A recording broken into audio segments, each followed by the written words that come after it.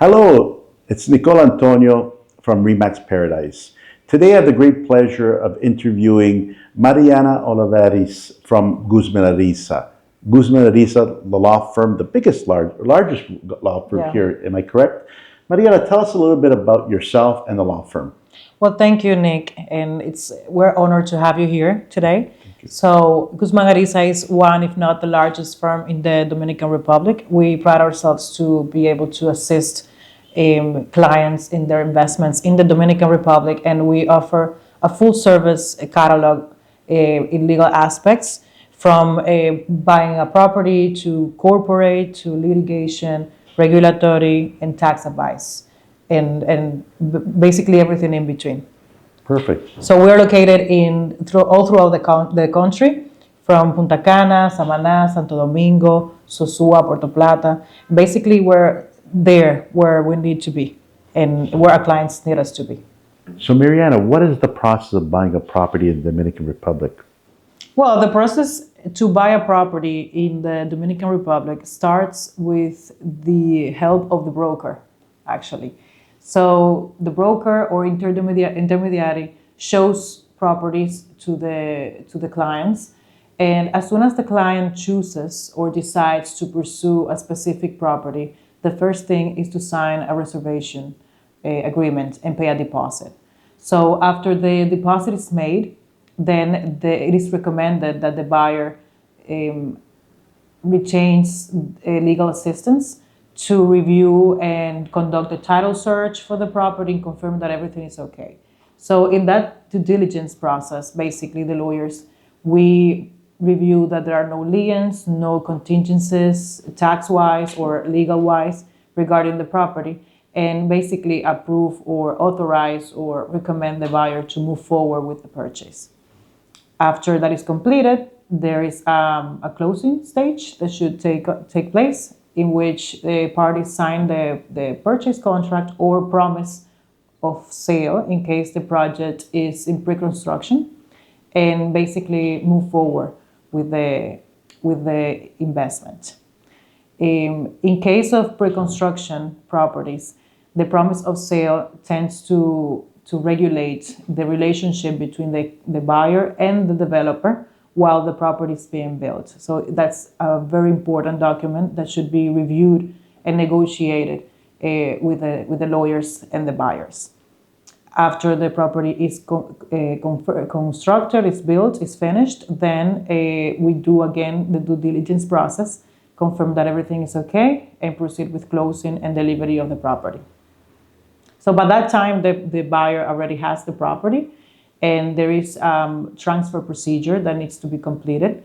It's also done by the lawyers while the buyer is already enjoying the property, and it basically entails transferring the property ownership in the tax office and in the registry of titles. What does an investor need to know before buying? Well, the first thing is to confirm whether the property is a pre-construction project or it's a resale. So in both scenarios, we have to conduct a due diligence, confirm the seller actually has property rights or any kind of rights over the property to sell it to you, and investigate if there are contingencies.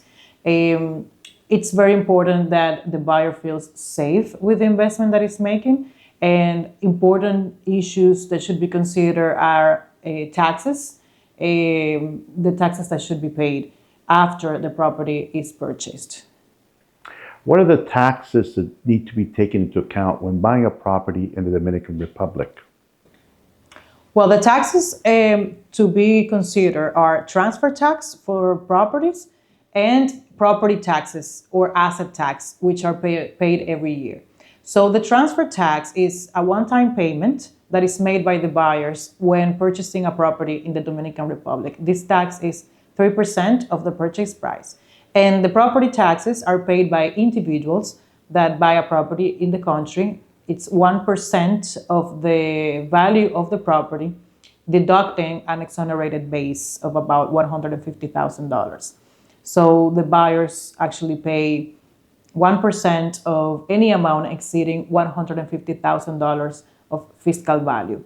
For companies, it's 1% of the asset tax, so there's no exempted base for companies.